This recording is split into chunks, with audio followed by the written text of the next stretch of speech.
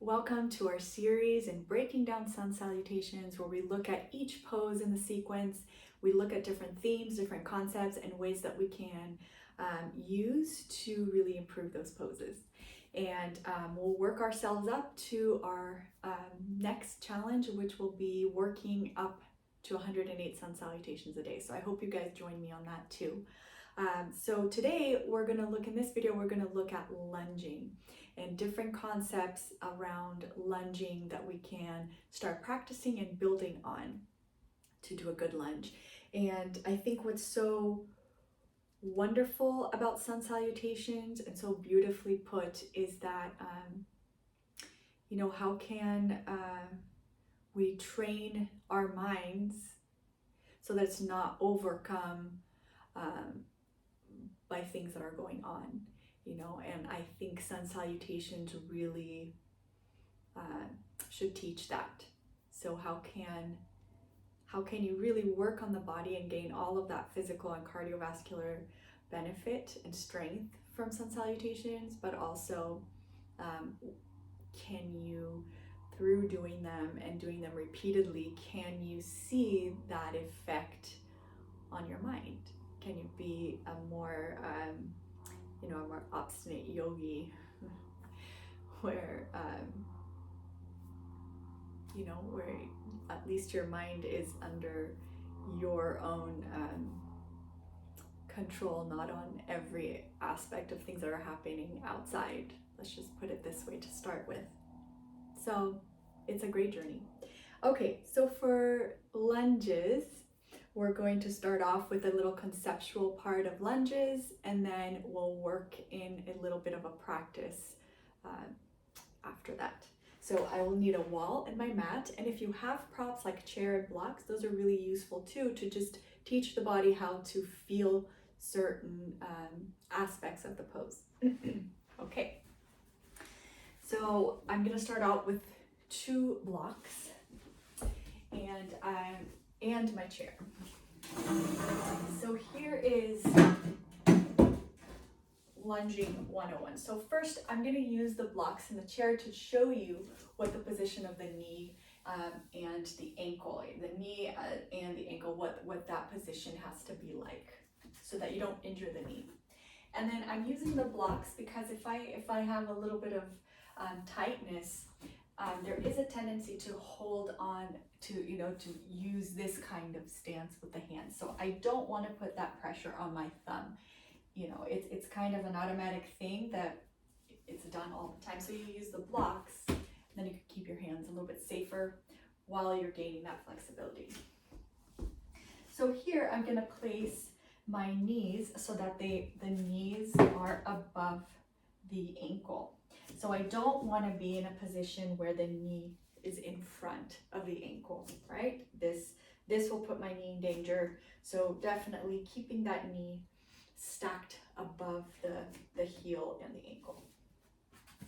So when I'm doing this sun salutation lunge, I'm going to bring my left leg back first.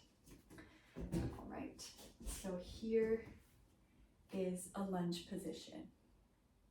All right,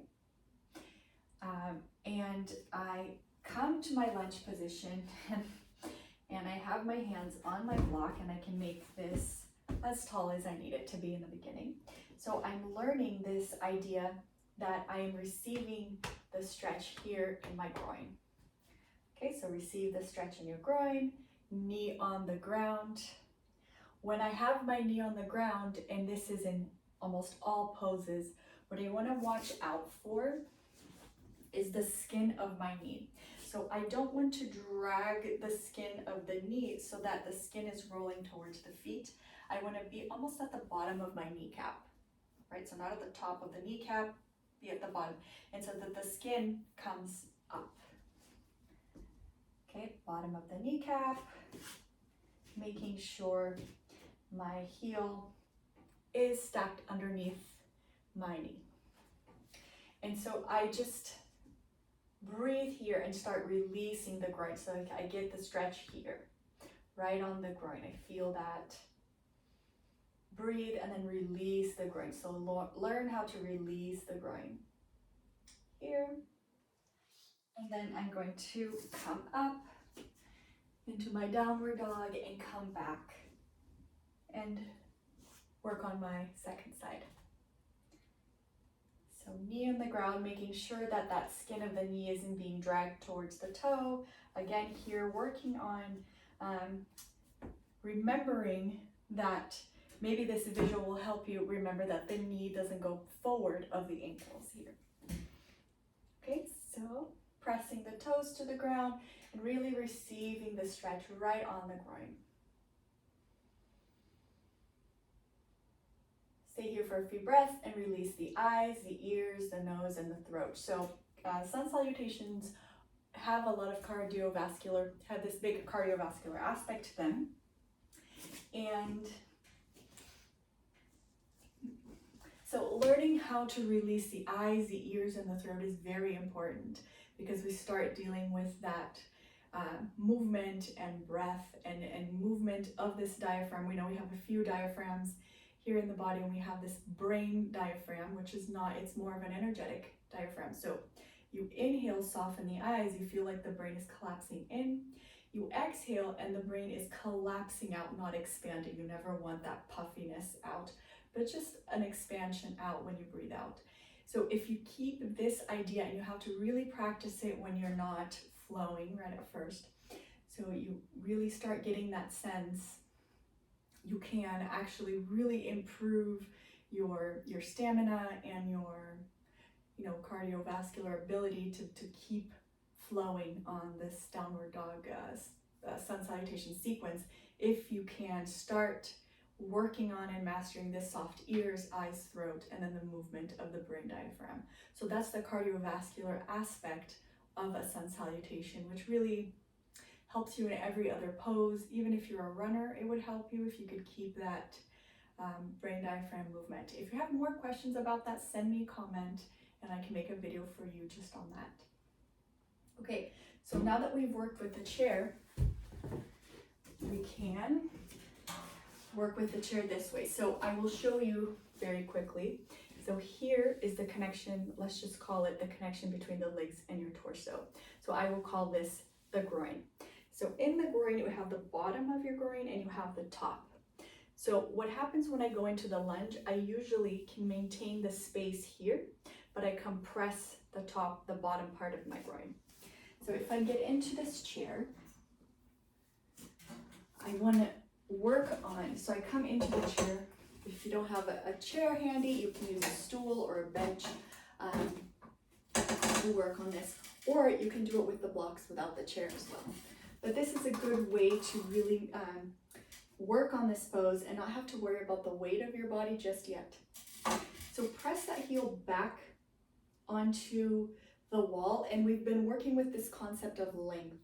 Okay, so length to keep the back safe, length to really be able to work the legs properly. So push that heel back onto the wall, and if I have my right leg forward and my left leg back, I'm gonna really feel the stretch on my left groin. So what I wanna learn here is I really extend through the inner heel, so inner heel goes back towards the wall, and I start noticing the length of the bottom of my groin, and I press that towards the wall. So I really lengthen the back of the leg, lift the kneecaps, and that sensation of stretch in my groin is a first superficial, right on the skin. So you can sense that skin tight. Let's just call it the tightness in the superficial area of the groin. So what I want to do is I want to make a fist with the head of my femur, right, or the ball socket on the joint there, and I want to bring that stretch closer to the bone. So at first it's kind of an imaginary thing, but if you do it, you can bring the stretch deeper into the groin. And that's what I want to do on these lunges. So I do it on this side, so I release, and then I feel the stretch on the surface, and I bring it closer to the bone, so making the hips more compact. Great, so I do this a few times. Carefully come out, And let's work on the other side. So this time I'll have my left leg forward on the chair and come into this pose nice and gently so that you don't pull anything. So come back, right heel on against the wall here. And first establishing that length of the leg. So how can I get the length of the leg without compressing my back? And so we, lengthen the back, move the middle buttocks towards the center. So rotate them. And you can even do this with your hand so that you learn we're not compressing here. They're rotating, both hips rotate towards the front. Then really straighten that back leg and start feeling the stretch right on the groin. Lengthen the bottom of the groin towards the wall so that I have a very long line there, active legs. And then if I feel the stretch on the groin, bring that stretch closer to the bone. And release the eyes, the ears, and the throat. So you can watch this video as many times as you want, and each time pick one concept to work on. So I give you all of them condensed here, but you can do this just doing the eyes, ears, throat, and releasing the brain in on inhalation, out on exhalation. You can do that for the first practice. And then second time around, you learn how to bring that stretch closer to the bone, making the hips more compact. And then another time, lengthening the leg. Okay, when you've done these for a few times, take a few breaths here in the center, and then we'll move on to the next part of lunging. Okay, so get rid of the chair here, and we'll come into our lunging position. So I can start out with some blocks, and we bring the right leg will be forward first, left leg back. Okay, so here we go. So we make sure that this knee does not come forward ahead of the heel. And I start with my knee on the ground here and making sure that that skin of the knee isn't pushing the kneecap up towards, the groin area. Okay, and now here I sense that stretch on the hip, right on that hip socket, on the groin area. So it's first is superficial, and then you can bring the stretch closer to the bone. So make that hip compact, start strengthening the core so you really have the ability to access that strength. And push the heels against the wall, lengthening through the inner heel. Lift the chest here, and then release the eyes, the ears, and the throat. All right, when you're finished, go ahead and bring the leg. You can do a Uttanasana, and bring your right leg back, knee to the ground, and same thing, just working on learning how to bring the stretch from the surface to the center of the bone. It's a figurative language, but it should evoke maybe a sensation or an experience that you can then use in your practice. So bring that heel to the wall, the inner heel and the inner part of the leg back towards the wall, and really feel that stretch right on the groin, and then pull it closer to the bone. Lift the chest and soften the eyes, the ears, the throat. That inner lift of the chest, almost as if there was a divine hand just allowing you to float up. And with that, don't tense the brain, the eyes, the ears, the throat, or the belly. All right, and then make a fist with the head of the femur, release, make a fist, and release. Okay, and now come forward into your forward bend with straight knees. If your back hurts, then you can write me a comment, or I can send you some videos on how to get ready and forward fold so that your knees aren't bent, or you can review the forward fold video where we really go into depth on how to keep those knees straight and protect your lower back. Okay, so that was a little bit of a lunge warm-up. And now the last thing that we'll cover is how to straighten that back leg. So how to straighten the back leg on a lunge. Okay, so get rid of these blocks. Okay, well done. All right, so here we are in our lunging position, and I'm gonna have my right leg forward, left leg back. Knee is on the mat, okay? And what I want to do here is just to get up. So first, just, you know, bring that left leg forward as you would. So we usually bring the hips up, right? So hips are up, and then we come up, right? So you have this movement of the hip. What I want to learn how to do is really come up by the length of that groin. And so how do I do that? There's obviously going to be a little bit of a movement of the hips up. So if I were to draw a line, maybe you can keep as reference this line right here. And my hips are here while my legs are bent. I don't want that hip moving up and down vertically. I want the length of the leg to change, right? To straighten from knees on the ground to straight legs without lifting the pelvis from this line, let's just say. So let's just measure where my pelvis is. It's actually below this little square right here. And so what I want to do is I want to learn how to straighten the back leg, and I can use the wall if I want or not. Straighten the back leg without really lifting my hip. So here I am. So I really lengthen the groin, right? Lifting that back leg and then lower. So I want this minimal lift here. Sometimes you can have a friend place their hand here, and you can lengthen the back leg without lifting the hips. So just really developing that length in the groin, and then once you feel that, you know, maximum groin stretch, it's on the surface, bring it closer to the bone, and then bring the knee back down. Okay, you can come down and then do the second side. So same thing, knees on the ground, bringing that knee up without lifting the pelvis, without exaggerated lift. If we're doing without thinking about it, right? If we're not familiar with this concept, then we would just lift the leg like this.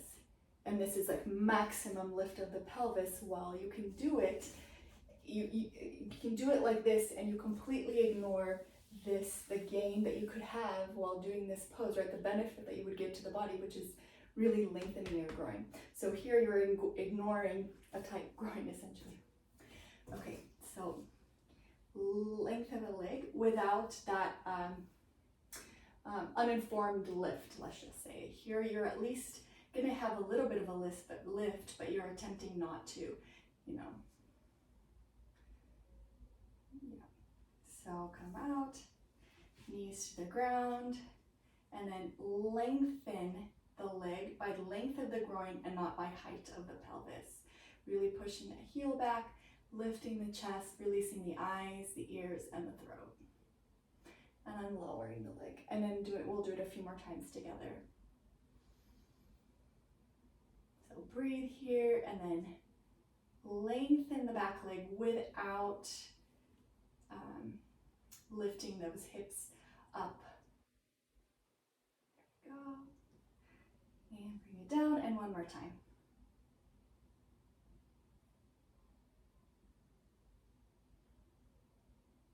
Okay. Go ahead and bring the hips down.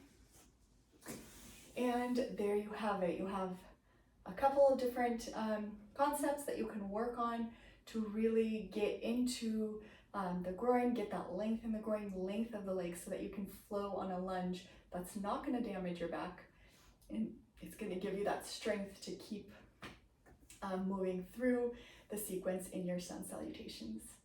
I hope that you enjoy these. Leave me some comments and let me know if there's anything else you want me to cover on these lunge topics. And for maybe 2 more minutes, we'll just look at a few different exercises that you can do to improve your lunges. So I'll show you one more. We're going to use the wall here, and this is pretty much just a reverse lunge. I shouldn't call it that, that's not its name, but it's just a half baby pose. So we can bring the shins over to the body like this, making sure that the hands here are not at the knee, but in the middle of the shin. And when you bring the leg back, make sure that you're softening the groin. So we notice that we can tense, so we can come into a pose already tensing, or we can soften and then start the pose. So here, soften the groin. If it's tense, just give it a few breaths and you'll notice that you're tensing the left or the right. But here, release. And go into the pose with this idea that you're releasing. So we think, okay, it's gonna really stretch this area, and so I go into the pose already tense. So how can I maybe change my story where I go into the pose and I release that tension? You'll be able to go so much further. Okay, and then I bring my hand to the outside of my feet and I bring my leg back, really using the leg that's down to press into the wall so that this side doesn't come up. So either this hip will come up and the leg will go down, or the leg will go down, the leg comes up and this leg goes down. So play with both of them. You know, if it's easier for you to bring the knee down and then slowly bring this leg down, then you can do it that way also. But keep the contact of that foot. If this is too difficult, I'll show you how to use a belt here. And you can have a belt or a scarf. So keep that contact of the foot to the wall and use a belt here. So maybe first you're here. The soles of the feet always point up towards the ceiling. So, you don't, so keep the soles of the feet up. The hands come from inside the body and they grab the belt on the outside. So you have this going on, so you can use your forearm to push your thigh back, right? And it could be anywhere, right? Maybe you're here, maybe you're there, so we can use the belt like that. But before we use the belt, we come with the shin towards the body and we release the groin. So release, release, release. And breathe, inhale, lift the chest. And you can always practice releasing the eyes, the ears, and the throat. And later, if you progress towards different kinds of meditation or really doing more poses where they are much more, require a lot more of the body, and you already know how to release, it's really going to help in conjunction with gaining flexibility. But releasing that tension, and from that release going further into the pose, it becomes so wonderful to practice like that. So here, at first this is so strenuous and crazy, and so you release the tension and see how much more you can release and how deeper you can go into the pose. So trying to get that sole facing the ceiling. And then feeling the stretch on the groin, and at first you'll see it's a superficial stretch on the skin. So make that into a fist, bring that stretch closer, deeper into the bone. And you can play with whichever aspect that we've talked about. So you can pick one per practice, or you can do one per breath. Like one breath you work on softening eyes, ears, and throat. One breath you work on bringing that stretch from the surface of the groin deeper into the head of the femur. Another breath you could work on pressing the foot against the wall. So all kinds of things. Another breath you could work on, releasing, creating a space, moving into that space. So this is a nice one to work on. And lastly,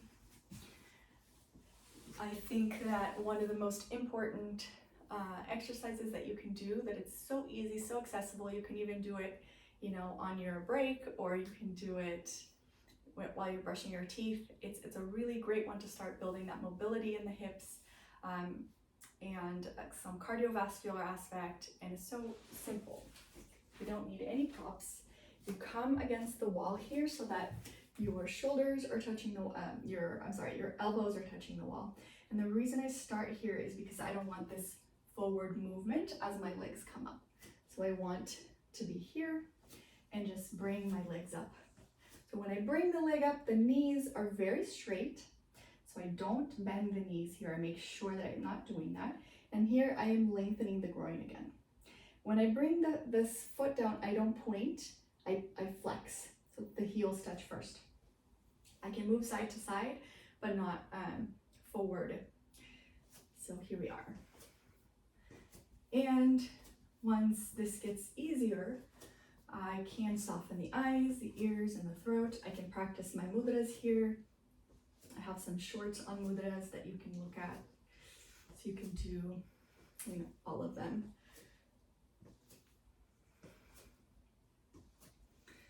All right, and you lift the legs, soften the belly, and you can gain a little bit of lubrication and mobility from that. And then practice the lunges once again. All right, I hope you enjoyed this video. Let me know how it's going for you, and we'll see you in the next video, and have a great day.